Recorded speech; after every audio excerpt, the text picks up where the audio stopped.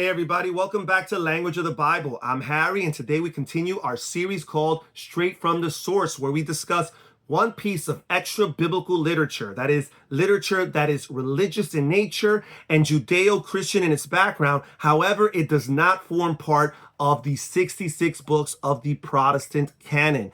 That is the 39 books of the Old Testament, nor the 27 books of the New Testament. Today we're going to be discussing the Church Fathers. And the term Church Fathers is used to refer to a group of early Christian leaders, authors, and thinkers who operated within the first few centuries of Christian history. That is somewhere between 2nd century AD to about 7th century AD. Now we must keep in mind that when it comes to first century Christianity, early Christianity was predominantly Jewish. Jesus was a Jew, and his earliest followers were Jewish. Now, when we think of the early church's success in terms of growth, we cannot help but to think of the event that's recorded in the book of Acts, the event that we call Pentecost. Now, the term Pentecost is the Greek translation for the Hebrew festival known as Shavuot, or as we translate it often, the Feast of Weeks. And it's called the Feast of Weeks because it is celebrated 7 weeks or 50 days. That's where we get the term Pentecost, 50 days after the festival of the Passover. Now, Pentecost is one of 3 pilgrimage festivals that's on the Jewish calendar, along with the Passover and along with the Feast of Tabernacles. And for these pilgrimage festivals, it was expected that all adult Jewish males, that's males that are 12, 13, or older, all of these Jewish males were expected to make the trip to Jerusalem in order to observe these festivals. Therefore, when we're thinking of Acts and we're thinking of Pentecost, it was the diaspora population that the early Christian movement was having this success with. The Jewish population that was spread out throughout the Mediterranean, that is Jewish people who did not live in Palestine, who did not live in Judea, who did not live in Galilee. These are those that are being baptized in droves as it's recorded in the book of Acts. Now, this is not to say that the early church or the early movement did not have any success with Jews of the promised land, especially in Galilee, where Jesus mostly operated and where he laid the groundwork for his ministry, but also in Judea itself.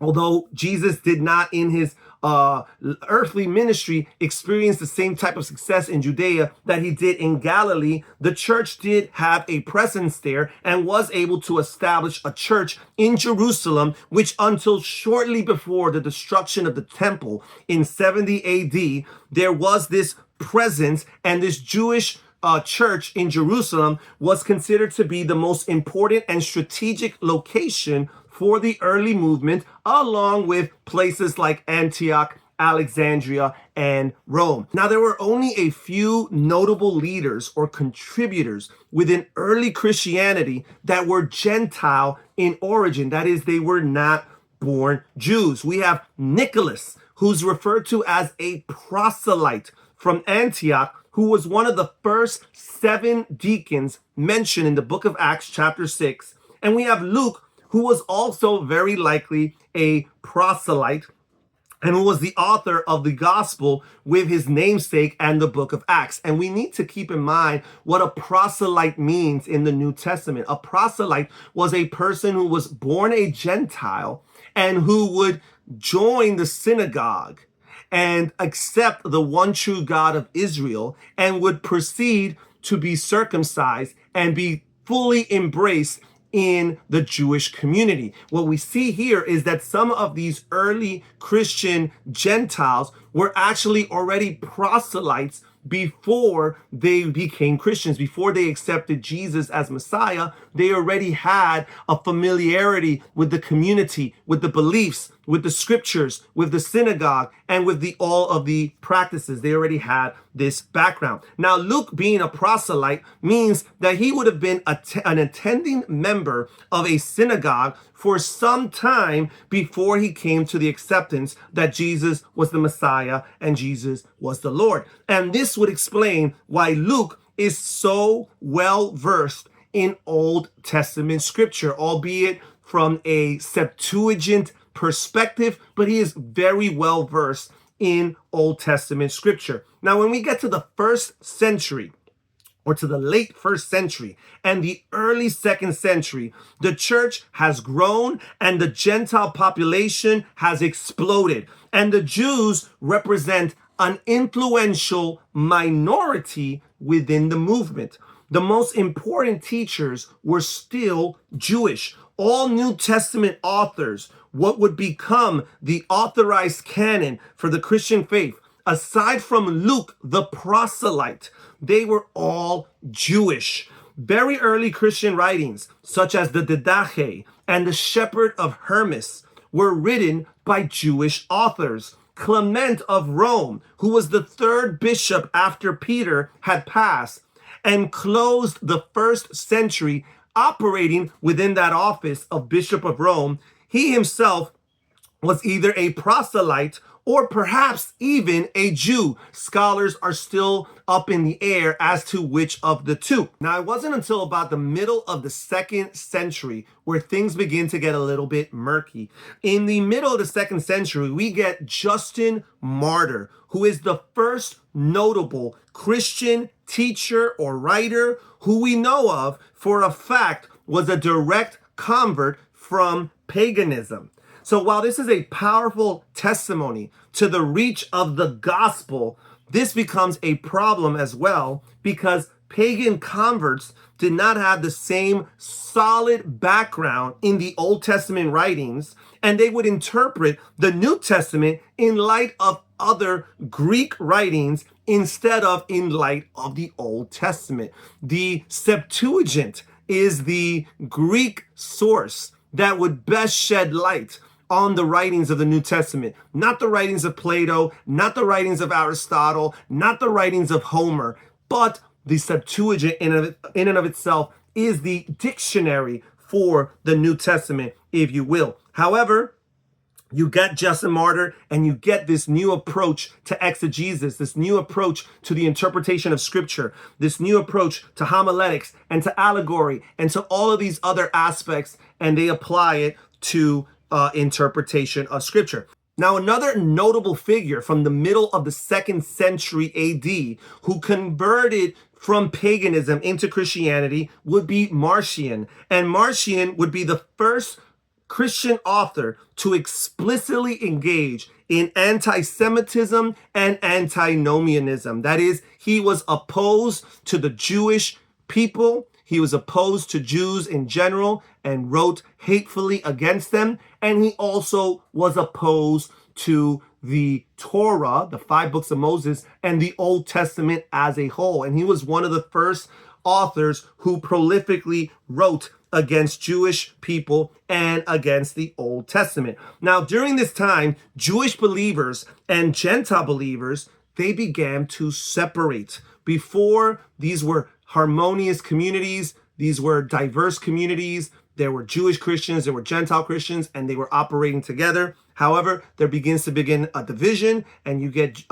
Jewish Christianity separating from Gentile Christianity. Jewish believers would go on to form different offshoot groups like the Ebionites, and many of these groups did not last, they did not persist, they did not continue, and they eventually would go extinct. Now, many Gentile authors of that time, while not taking things perhaps as far as Marcion would, they would also engage in subtle or sometimes not so subtle anti-Semitism and antinomianism to a degree. Now, Clement of Alexandria and his protege, Origen of Alexandria, were also of pagan backgrounds. And these are two of the most influential church fathers from the 3rd century.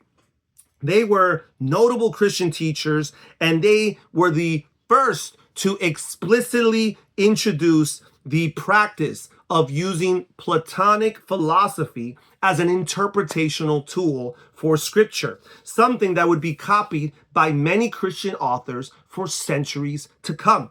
Now, what we must understand is that for the Mediterranean Gentiles coming directly from a pagan background, the writings of Homer, then the writings of Plato, they were their Torah. That is what they were brought up on. That is what they grew up hearing. And that formed their worldview. And that formed their interpretational lenses to life and to literature even before they had become Christians. Now, those works, they formed the foundation for how these people saw the world. And since they were written in the same language, that is the Greek language, as the New Testament, it was very easy to apply the same interpretational and hermeneutic techniques to the New Testament scriptures. Now, it was very easy to do so, but was that in the best interest of scripture and the interpretation of scripture? Now, Tertullian, who was the first influential Christian to write in the Latin language,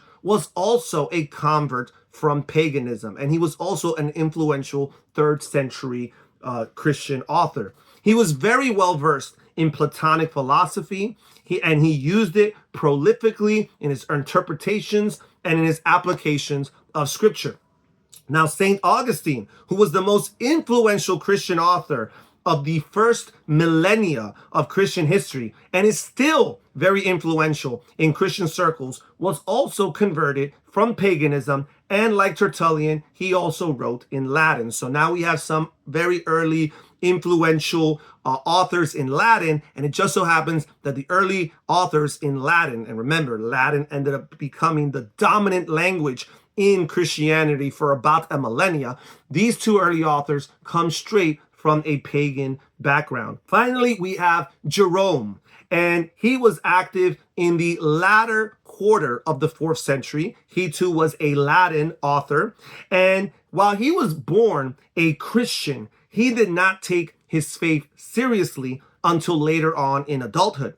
Early on in his youth, he dabbled in pagan literature and in Greek philosophy, and he would use it as a tool in his Christian works as well when he did fully convert to the faith. Jerome is very notable because he is the first Gentile Christian that we know of to have been knowledgeable in Hebrew. So we have all of these centuries where no longer do we have Jewish leadership. We no longer have Jewish teachers who are influential to the Gentile Christian audience. We have lost the art of understanding Hebrew. We have lost the art of interpreting the New Testament within those Semitic lens. We have lost the art of looking at the Old Testament and its underlying Hebrew framework as an interpretational tool for the New Testament. Now we're looking at pagan works. We're looking at Greek philosophy, and we're using those because they're written in the same language as the interpretational lenses for the New Testament in particular. And finally, in the late 4th century, early 5th century, we get a Christian author who happens to be knowledgeable in Hebrew. Now, what does Jerome do with this knowledge of Hebrew? Does he pass it on to others? No.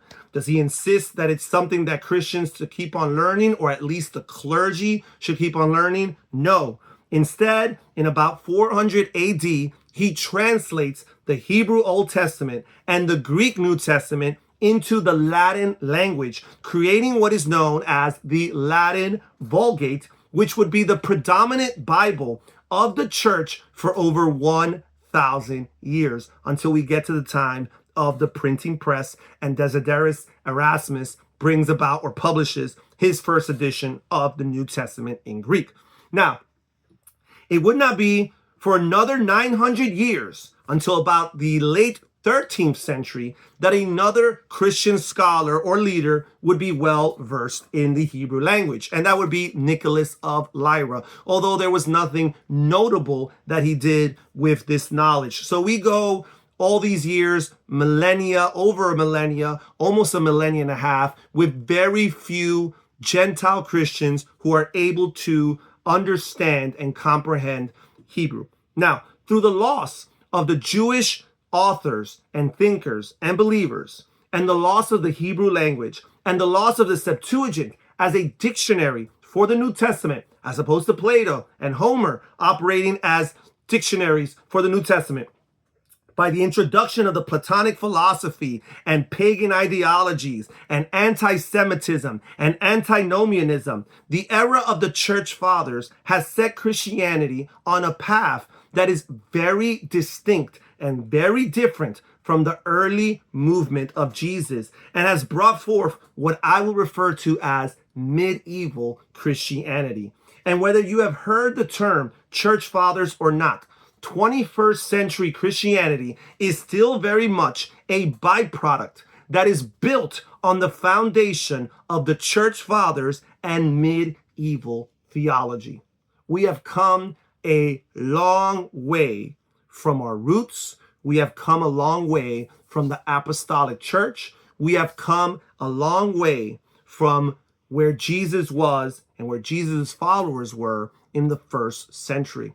And I think it's important as Christians that we understand where the trajectory of our history as a movement has gone, and learn from our predecessors, learn from our forefathers, and try to see where we might have deviated on the path and rectify that by going back to the scriptures, by going back to the original languages, by using contextual factors, by using scripture as a dictionary for scripture, and trying to arrive conclusions based on those things, not on tradition or things that have been passed down for so long that they are so ingrained in how we operate and how we think as Christians. Now, I don't want to be totally pessimistic here with my view on the church fathers. I do read literature from the church fathers, and I do find that quite often they could be insightful and very often very aesthetically pleasing and very poetic.